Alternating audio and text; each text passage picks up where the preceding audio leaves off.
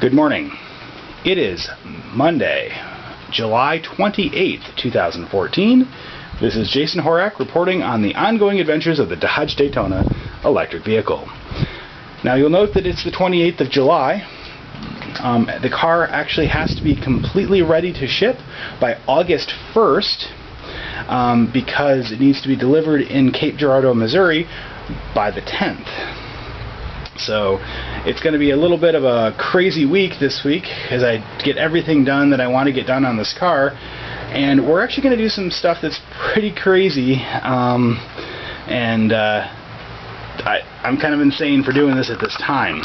So let me go ahead and show you what we got going on here. So the first thing that I want to explain is that we've been working on painting. So you may be able to tell that the front bumper, I've removed all the lights and the license plate so that I could touch up the paint there. And so I've got that all touched up, looking pretty good now. There had been some little nicks and dings in it from all the salt and the like grit on the roads in the wintertime when I drove it all winter. So that had happened. So I wanted to clean it up for the show. And now it's looking pretty good again. I've got to get all the lights put back in, but that's a relatively minor project in the grand scheme of things. I also painted the sides. So as you can see, I've got it all taped off here, and painted the lower half of the doors, and underneath the hammered black. And so this is the paint job. Looks pretty decent. I'm kind of happy with how it came out.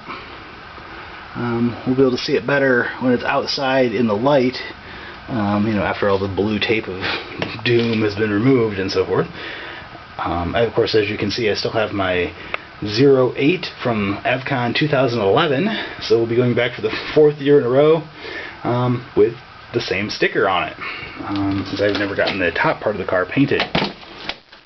But just wanted to show you real quick some of the crazy amounts of taping that we ended up doing just in order to get all this so that it's underneath the door, you know, and so this should protect the door from any, you know, rust or anything. Again, it is Rust-Oleum, so that's the theory, as well as just makes everything look really clean and nice. So underneath, not sure how well the camera's going to make this out, but so again, also doing Rust-Oleum underneath. Most people wouldn't worry about the underside of their car, but since my car is always on the lift at EVCCON, I'd like the underside to look as nice as I possibly can. So anyway, that's that part of the project. So this is the front battery box, and one of the major projects that I want to do here is remove this entire box, reconfigure it to a different size, and then put it back in and make it all work again. I'm also going to be redoing the high voltage wiring shelf to try to clean that up a little bit, make that more visually appealing for the show, that kind of thing, and just make some mostly cosmetic changes there. But the main thing is that you see this big cable right here, and then this one right here. Those I want to get rid of, and so they're not inside the box itself. And the reason why they're there is because I originally thought it would be a good idea to have the positive and negative of the main battery pack up here coming out the side. So because they come out here and here, that's why it ended up like this one is connected to the negative of this particular pack, and then the positive is actually just spliced in there for this little cell at the end, and then the positive comes off right there. So essentially what we're trying to do, or what I'd like to do, is reconfigure this box so that it removes that extra cell. So this one right here will be going away, and the box will go straight up like that, and it'll be just a nice clean L shape. along with that, I'll be changing where the negative comes out of the pack, which will be coming out right here, just right out the side and down, as opposed to all the way around like that. And then on the positive side, we'll be going out this side of the box and down around, because actually that's the lead that connects to the rear battery pack. So it comes up, you know, the center tunnel right about there, and then it currently goes over here and then up into the box, where if we just simply make it come in this other side, it'll eliminate that whole cable inside the front box. So anyway, that's kind of the plan for the box. And then the other thing is the high voltage wiring shelf. You know, it's pretty clean. I can point it out to people and show them what's going on, but I want to raise it as high as I can to, you know, so that the top of it ends up maybe at the bottom of this metal piece over here, and then extend the plexiglass over so it covers the entire area. So it's basically a big square piece of plexiglass that encapsulates the battery box and the wiring shelf. And then what I want to do is raise the, you know, this button for the slap switch. Unscrew it there. I want to raise it up. Raise it up so it actually ends up being above the plexiglass. So you can pull it and push it on top of the plexiglass. Again, it'll be kind of still over here, but on the plexiglass. And idea being that then you'll still be able to hit the slap switch without having to remove the plexiglass to get to it. So that kind of will work there. So it also will act as a stop for the plexiglass coming off, because it'll have a hole through it, and so you have to unscrew that switch to get the plexiglass out. The idea is that it can go a little higher, because my hood actually has kind of a bump right here, and this is the turbo bulge in the hood. I'm not sure how well the lighting is on this side, but yeah, you can see it. So the turbo bulge part is where that button will be inside the bulge here, above the box. So that should work out pretty well, and kind of take advantage of just that weird offset hood bulge that these cars had anyway. So anyway, that's kind of the master objective. So I want to raise the wiring shelf. I want to clean up the wiring, and I want to make the box look a little cleaner. Just, you know, dimensionally it won't have this like jut out here, and that also gives me some more room underneath the shelf to route the cables better. I may do like a dual layer shelf where I have a lower shelf than this one, and then the higher wiring shelf, and then all the cables can like live in between, and that way I'm not worried about them rubbing on the transmission or anything. I mean, right now, just by virtue of this, these cables being so stiff and hard to work with, everything is routed in such a way that it doesn't rub on anything, but I'd like it to be a little cleaner underneath there, and make servicing easier. So another goal here is to try to get all the high voltage cables, all of these guys, to actually kind of come in from the back, and then the shelf can sort of fold up and I can get at what's underneath it without unplugging any of those wires. I can just kind of like pull it up, work on stuff, put it back. So that's sort of the goal. It's extraordinarily ambitious for having about 4 work days, including today, to get this done. But I think it'll look a lot better for the convention, you know, and for other car shows that I would take the Daytona to. So depending on the scheduling and when the car actually ships, again, it has to be ready on the 1st to ship, but there's a possibility that it won't ship until, you know, the 4th or that week. And if that's the case, then I should be able to take the car to the Seven Valley Street Rods car show that'll be happening on the 2nd. which is this coming weekend. So I'd like to do that. I think that'd be fun. Kind of show off the car in Cortland a little bit before it heads to Missouri. But it all kind of depends on when the shipment actually happens. Last year it had happened right at the first possible, it was like the morning of the first day of the 2-week range when they could pick it up. They showed up. So it could happen, who knows, but I guess we'll see. Okay, so as we go to take this whole pack apart, just a little quick note on safety. The first thing that I always do is I turn off the slap switch.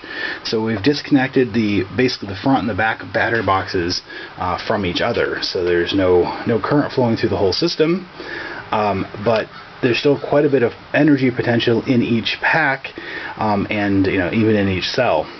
So one of the things that I do is I have my big old wrench here. Note that it is covered this entire length in electrical tape. I don't have the super cool covered wrenches like EVTV cells, but this is what I got right now. That's what I'm going to use. So what I always do is I disconnect one battery strap in the back to make sure that the cables that are going toward the front of the car are disconnected, and that we don't have a live pack coming from the back. So I'll go ahead and disconnect one of these straps and set it aside, and then at least we know that the big wires here and here that go to the front will not be hot. So we'll go ahead and do that, and then we'll start dismantling the front battery box. One thing to note with these straps is that, we'll just pick one at random, it doesn't really matter, is that they tend to move. So good old Nord-Lock washers, super secure after all this time. So what you want to do is be very, very, very gentle when you remove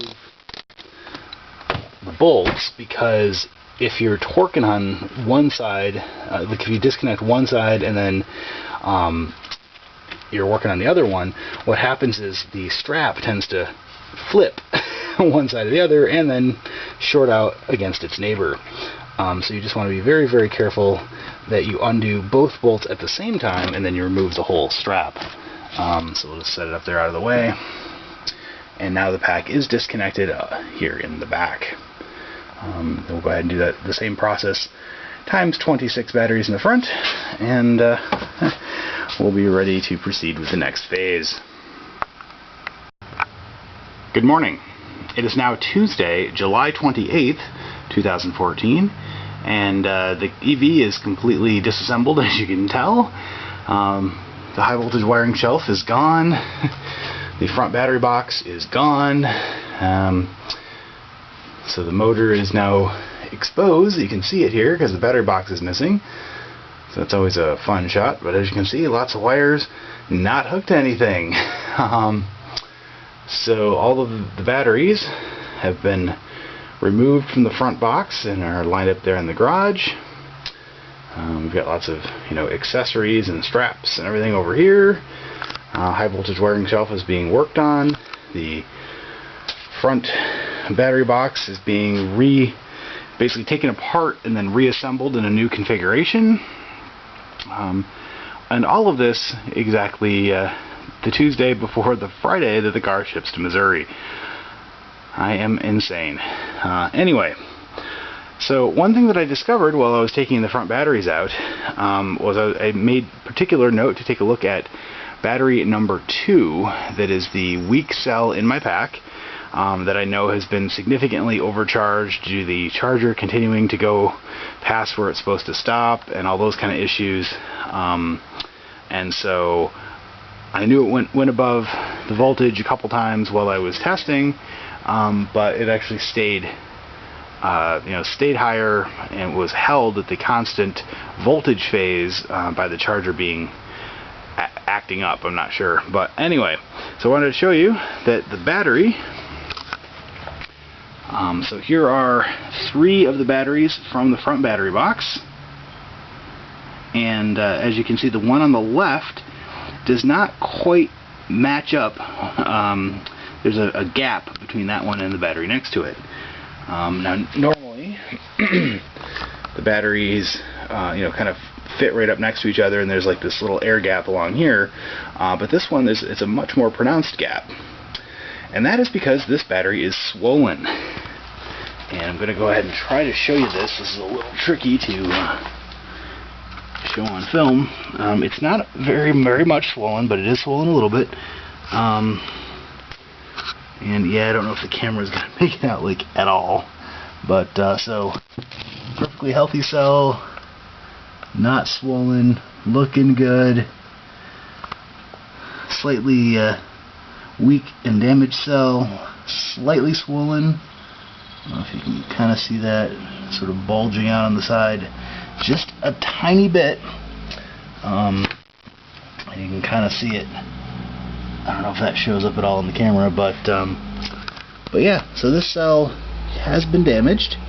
Has internal, I forget what Jack called it, they're like the dendrites or something on the plates. So this cell will not be going back into my car, which means I'm back down to 59 cells.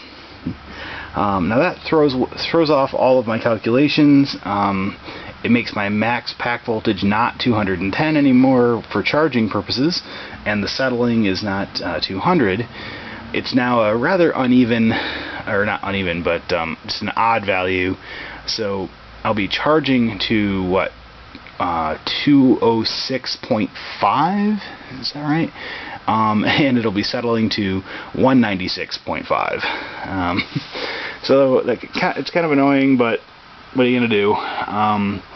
And it'll sort of work out better as far as the front battery box goes, because I can only really fit 25 batteries in this front box with the new configuration, so I guess that'll work. Anyway, so I'm going to have to reconfigure my charger buddy to the 196.5 and all that good stuff. But, so, anyway, that's where we're at today. And just wanted to give you an update as I'm frantically trying to get my car put back together so it'll be ready for EVCON. Yay! Good morning. It is Wednesday, July 29th, 2014. 2 days before the car ships for Missouri, so we're getting there. We've made a lot of progress in the last 3 days, specifically getting the painting done, and now the front battery box reconfiguration has been completed. This was an epic amount of time. I put about 13 hours straight into this yesterday, but at least it's done and it's looking pretty good. I also wanted to mention that I've gotten a lot of help from my friends. They kind of all pitched in and helped with this particular phase of the project, and the crunch time that they can see all the stress I'm under. So special thanks go to Neil Rawson and Corey Nosif, who both put in a lot of time on the project. I also had some help from Kevin Whitlock, Kyle Nosif, and Colin Horak, my cousin. So I do appreciate all of your help from everyone there, and it's really made this project a lot more fun, kind of as more of a group effort for this phase of the of the reconfiguration of things. The painting came out really nice. I can't wait to get the car out into the sunlight to kind of really take some good video of it. It's kind of hard to tell here in the garage that anything's changed at all. But anyway, so this is the front battery box in its new form, and so basically it's exactly the same as it was in this latest incarnation, except that we changed the top section right up in here. It used to come out and it had one more battery that kind of stuck out over here, and then the cables came out on this side for the high voltage wiring shelf. So now it's a much more clean design. It's a straightforward L shape, and all the battery straps will now be inside the under the plexiglass, and it won't actually have a big old couple cables running through the middle of the box. So that'll just make it look neater, I believe. And because basically what I had done is one of the holes for the cables is right here, and then the other one is in the top left corner. And so that'll be the only access in and out of the box. And basically all it is I've got the 2-watt welding cable in this big thick stuff, and it'll just go through the box like that and onto the terminal very, very cleanly. And that's really it for the connections inside the box. Real easy to remove and put in. And that'll work. I had considered using the grommets, or sorry, I forget what these are called, but basically these little pass-through things go through the metal, and then you can put the cable through gland nuts. That's the word I'm looking for. So I could use this kind of setup, but the problem with these is that the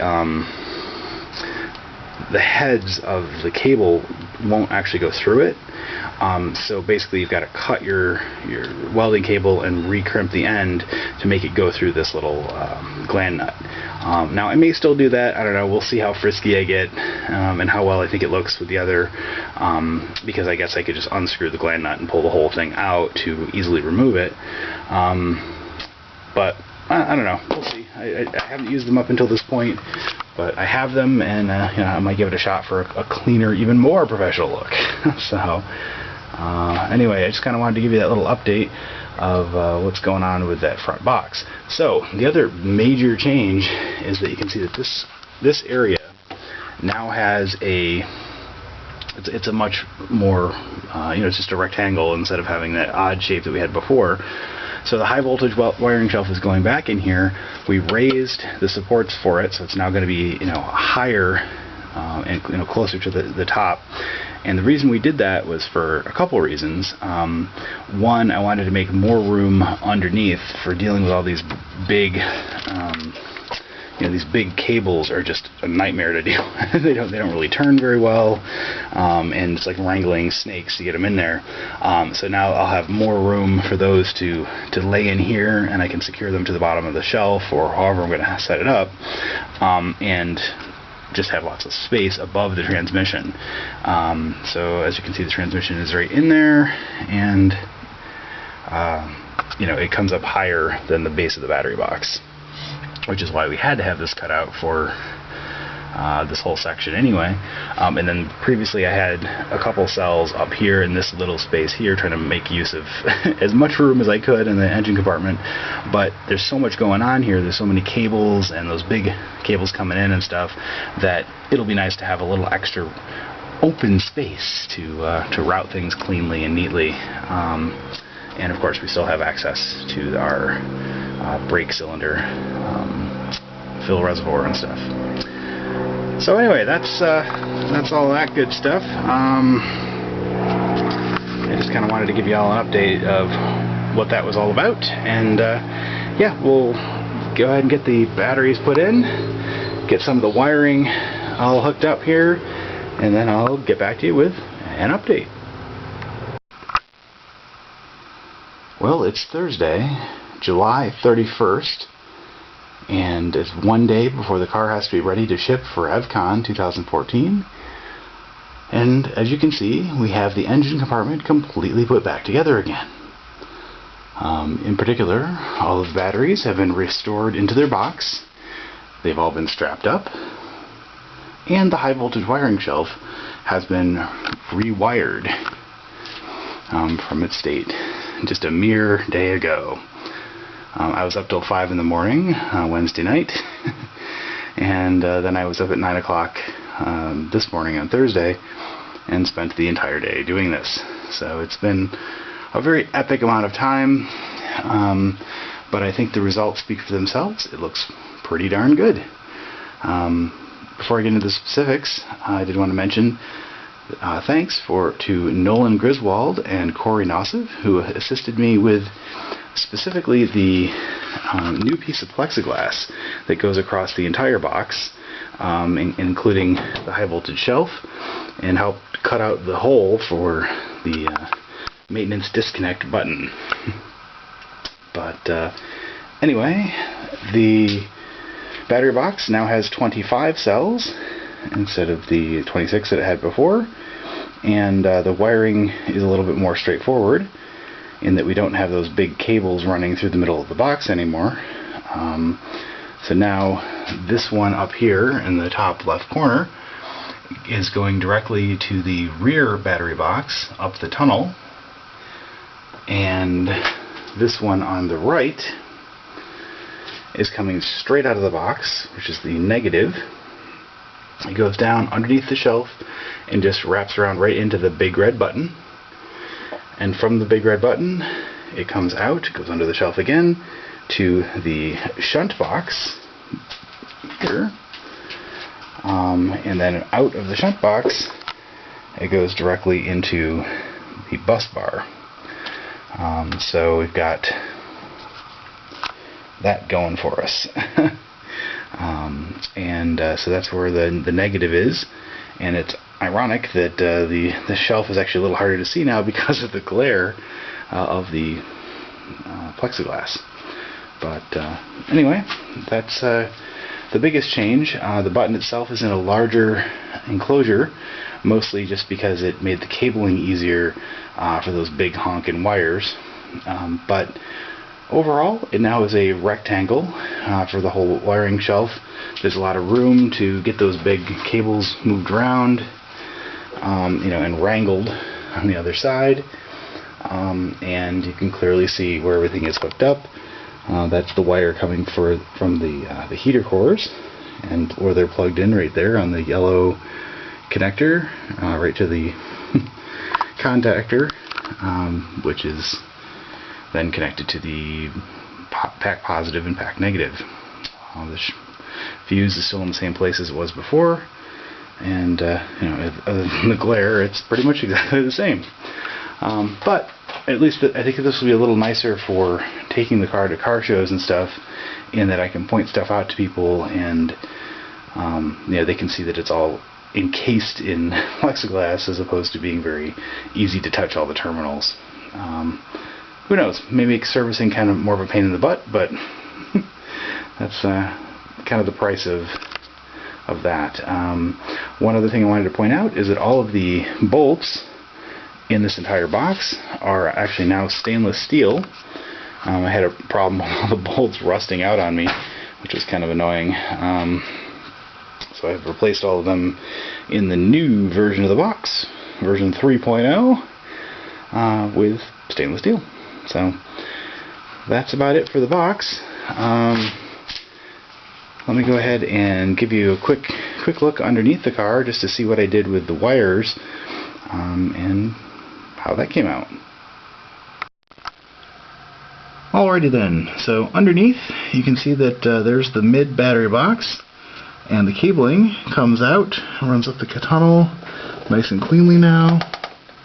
And up front there isn't a big gangle of wires anymore. It's just much more simplified and cleaner looking. Again, nobody really cares because, hey, whoever looks underneath the car, except for Jason's car that's always on the lift at EVCCON. So also, of course, underneath we've got everything has been painted nicely, and we've got the hammered black on everything down here. Hopefully it'll help preserve stuff, as well as just look a lot better. So anyway, that's all there is to that. And last but not least, the bottoms of the doors came out pretty nice. Just all along the side there, we've got now the black, which I think looks pretty spiffy. And inside the doors, we've also painted, the underside, inside the door there, all along the bottom. It's all hammered black, and inside on the step there, all hammered black. Looking pretty decent as far as I can tell. And we're ready to go to the show. So anyway, that's where we are there. So anyway, it doesn't look much different. So it's hard to say that 40 hours worth of work in the last 3 days somehow equates to the engine compartment looking not very different than it did before. But I think it looks better overall, and I think it will show well at the car show, both at EVCON as well as the local car shows here. And who knows, maybe I'll get to show it off in Cortland. Time will tell. Okay, it is now Friday, August 1st, and the car is ready to go for EVCON 2014. As you can see, the black paint on the sides came out pretty nice. I'm actually kind of pleased with the result. You know, it was sort of a risk because the paint on the bottom of the doors was actually probably some of the best paint on the entire car, and that's what I had to scuff off and rough up in order to do the painting. So, but you know, again, I'm pretty pleased with how it came out. I think it makes a decent showing for an '87 Dodge Daytona that gets driven every day. You know, the red paint could definitely use a repainting as well, but you know, it's okay. It's good enough for my daily driver and for the occasional car show. And in fact, today the car was going to ship, or at least this is the first day that the shipping company said it might ship, and I was going to go ahead and send it out, but they didn't call, so it looks like I got another day reprieve, but unfortunately I had to have the car ready just in case, so therefore lots of stress happened this week. As you can see, the Charger Buddy is in the back ready to go. I'm going to load up my portable air conditioning unit as well as the charge cable and all that kind of fun stuff, and then we'll be ready to ship. But again, I'm pleased with how the paint came out. That was definitely a good thing. You know, it was better than I thought it was going to be for, you know, hammered black coming out on the car. So anyway, we're ready for the shipment. Anytime now, the truck will show up and we'll get her loaded and on her way to Missouri.